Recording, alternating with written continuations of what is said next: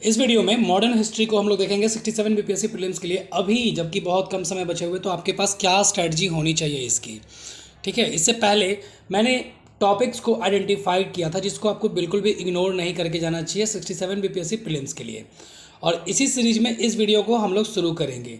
Modern history में मैंने यहाँ पर टॉपिक नहीं लिखा है। क्यों नहीं लिखा है? क्योंकि मॉडर्न हिस्ट्री में कोई टॉपिक है ही नहीं जो कि इम्पॉर्टेंट ना हो। सबसे पहले हम लोग सोर्सेस की बात कर लेते हैं। तो स्पेक्ट्रम और बिपिन चंद्रा, स्पेक्ट्रम की बुक आती है, आप लोग पढ़ रहे होंगे, परिचित होंगे इस बुक से। बिपिन चंद्रा सर की भी बुक आती है, इससे भी आप लोग अच्छी तरह से परिचित होंगे। यही दो सोर्सेज जो होते हैं वो यूपीएससी एग्ज़ाम तक के लिए फेमस है। ठीक है, इसके अलावा और भी बहुत सारे बुक आते हैं जिनका नाम मुझे पता नहीं है, लेकिन आप लोग यूज़ करते होंगे या कोई कोचिंग की मटेरियल यूज़ करते होंगे। तो देखिए, एक तो आप ये रखिएगा हमेशा, स्पेक्ट्रम से रिवाइज कर रहे हैं, स्पेक्ट्रम पढ़ रहे हैं, बिपिन चंद्रा पढ़ रहे हैं, कोई दिक्कत नहीं है। अपने कोचिंग के नोट्स पढ़ रहे हैं और कोई और दूसरी बुक पढ़ रहे हैं तो पढ़िए, कोई दिक्कत नहीं है। उसके साथ साथ आप जो है लुसेंट और क्राउन जीके की बुक, दोनों में से कोई एक ही, या तो लुसेंट की बुक या फिर क्राउन जीके की बुक, ठीक ना, इसको आप ज़रूर रखेंगे अपने पास में। ठीक है, आपने कितनी भी अच्छी तैयारी की होगी स्पेक्ट्रम और बिपिन चंद्रा से, लेकिन मैं आपको कह रहा हूं कि आपको कम से कम एक लुसेंट या क्राउन जीके की बुक आपको ज़रूर रखनी ही चाहिए। ठीक है, और स्ट्रैटेजी की बात कर लेते हैं। टॉपिक तो यहाँ पर कुछ नहीं है। क्यों टॉपिक क्यों नहीं है? क्योंकि सबसे पहली बात कि आपकी मॉडर्न हिस्ट्री में आपको पूरा पढ़ना है। पूरा यूरोपियन के आगमन हुआ, उसके बाद से उन्होंने कैसे यहाँ पर जो है अपना साम्राज्य स्थापित किया, उसके बाद कौन कौन से युद्ध लड़े गए, किन किन संधि हुई थी, ये सारी चीज़ें डेट के साथ, फैक्ट्स के साथ आपको याद होने चाहिए। ठीक है, तो आपको पूरा पढ़ना है। जिन लोगों ने भी नोट्स बनाए हैं या फिर नहीं बनाए हैं, स्पेक्ट्रम पढ़ रहे होंगे, उनसे अपनी नोट्स बनाए होंगे, है ना, या फिर बहुत लोग जो है नोट्स नहीं भी बनाए होंगे, लेकिन उन दोनों को ही लुसेंट जीके की बुक या फिर क्राउन पब्लिकेशन की जीके बुक को ज़रूर पढ़ के जानी चाहिए। फ़ायदा क्या होगा कि देखिए, ये है बीपीएससी एग्जामिनेशन, ये है स्टेट पीसीएस। ठीक है, यहाँ पर जो है फैक्ट्स ज़्यादा मायने रखते हैं, वो भी डेट के साथ, डेट पूछ लिए जाते हैं, जो कि आपको स्पेक्ट्रम में और बिपिन चंद्रा में हो सकते हैं कि ना मिले। क्यों? क्योंकि ये सारी बुक्स जो है ना वो यूपीएससी को टारगेट करती है, तो वहाँ पर जो है आपको हो सकता है कि बहुत सारे डेट्स छूट जाए। ठीक है, जैसे स्वदेशी आंदोलन कब शुरू हुआ था, बंगाल विभाजन कब शुरू हुआ था, डेट वहाँ पर हो सकते हैं मिस हो, लेकिन यही चीज़ आपको लुसेंट जीके या क्राउन पब्लिकेशन की जीके बुक में ज़रूर मिल जाएगी।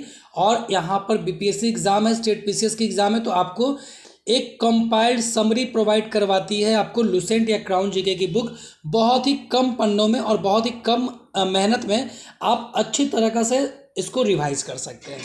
देखिए, मैंने क्या किया था ना कि मैंने एक तो आपका जो होता है सोर्सेस फॉलो करना, जैसा कि स्पेक्ट्रम है, लक्ष्मीकांत है, उसके अलावा मैंने फैक्ट्स रिवीजन के लिए, है ना, क्योंकि यहाँ पर फैक्ट्स ज़्यादा इंपॉर्टेंट है, फैक्ट्स रिवीजन के लिए मैंने सारे सब्जेक्ट के लुसेंट की समरी को ज़रूर देख लिया था। लुसेंट की जो जीके बुक आती है उसमें से हिस्ट्री, उसमें से जियोग्राफी, मैंने पूरा एनसीईआरटी 11th 9 से लेकर के 12 तक की एनसीईआरटी पढ़ी थी। उसके बावजूद भी मैंने लुसेंट की जीके बुक, एनसीईआरटी को, लुसेंट की जीके बुक से ज्योग्राफी को एक बार रिवाइज ज़रूर कर लिया था। फैक्ट्स वहाँ पर कैटेगराइज करके आपको अलग तरह से दिए हुए हैं, तो आपको एग्ज़ाम के पहले हिस्ट्री के जितने भी फैक्ट्स होंगे ज़रूर अच्छे तरीके से रिवाइज कर लेने चाहिए। वो आपको लुसेंट में अच्छे तरह से मिल जाएंगी। ऐसा नहीं है कि मैं यहाँ पर लुसेंट की प्रचार कर रहा हूँ, लेकिन आपको कम समय में ज़्यादा आउटपुट ये किताब देती है और ये आपको ज़रूर पढ़ के जानी चाहिए। ठीक है, देखिए, टॉपिकों की बात करें तो यूरोपियों का आगमन, वैसे तो आपको पूरी पढ़नी है, लेकिन यूरोपियन का आगमन, यहाँ से क्वेश्चन आते हैं। फ्रेंच है, डच है, फ्रांसीसी है, पुर्तगाली है, डच है, इन सब का आगमन, कहाँ कहाँ पहली कोठी बनाई, ये सारी चीज़ें आपको यहाँ से मिल जाएंगी, है ना। तो ये यहाँ से क्वेश्चन पूछ दिए जाते हैं। आपने भी previous year question paper solve किया होगा तो आपको अंदाज़ा मिल गया होगा कि किस टॉपिक से आपको क्वेश्चन आते हैं। किसान आंदोलन ज़रूर क्वेश्चन रहते हैं। शिक्षा का विकास, मतलब शिक्षा के लिए भारत में जो है कौन कौन से कमेटियाँ गठित की गई थी अंग्रेजों के समय में, जैसे वुड डिस्पैच अक्सर पूछा जाता है, हंटर कमीशन अक्सर पूछा जाता है, तो ये सब पूछा जाता है, रैले कमीशन, इस तरह की पूछी जाती है ना, इस तरह की चीज़ें पूछी जाती है। तो शिक्षा का विकास ये आपको स्पेक्ट्रम में भी लास्ट में चैप्टर में मिल जाएगा।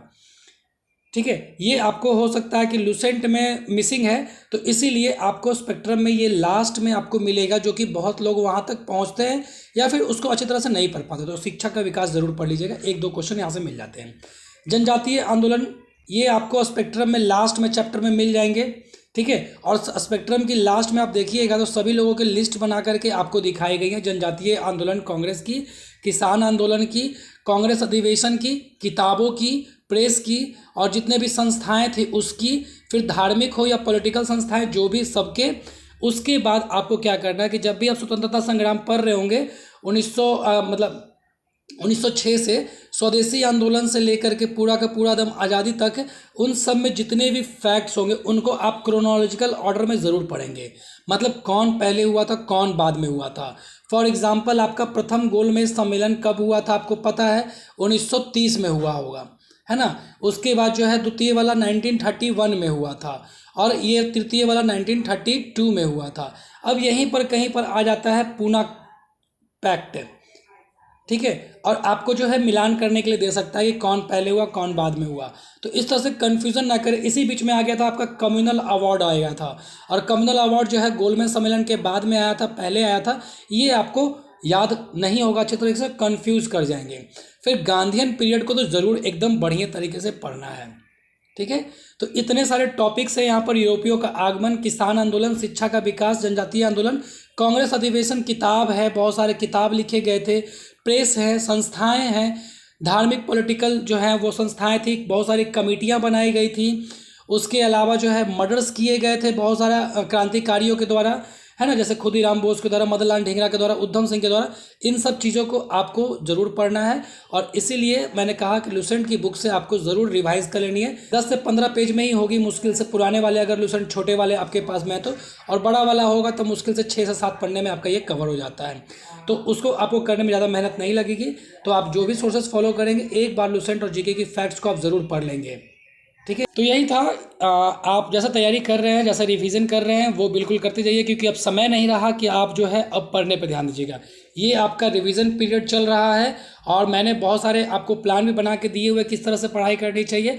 अपने सुविधा के अनुसार आप अपना प्लान बना करके टाइम बाउंड में आप पढ़ाई कीजिए। ठीक है, जितना टाइम का आप टारगेट रखते हैं उतने टाइम में आप उसको ज़रूर ख़त्म कीजिए, नहीं तो आप पिछड़ जाएंगे। ठीक है, तो मॉडर्न हिस्ट्री की अगर मैं बात करूँ रिवीजन के लिए, तो पहली बार अगर आप रिवीजन कर रहे हैं तो इसके लिए 5 दिन रखिएगा। ठीक है, दूसरी बार रिवीजन कर रहे हैं तो इसके लिए 4 दिन रखिएगा, और तीसरी बार रिवीजन कर रहे हैं तो फिर से आप 5 बार रखिएगा। ठीक है, पहली बार रिवीजन करेंगे 5 बार रखेंगे, दूसरी बार रिवीजन करेंगे 4 दिन रखेंगे, और तीसरी बार रिवीजन करेंगे तो फिर से 5 दिन रखेंगे।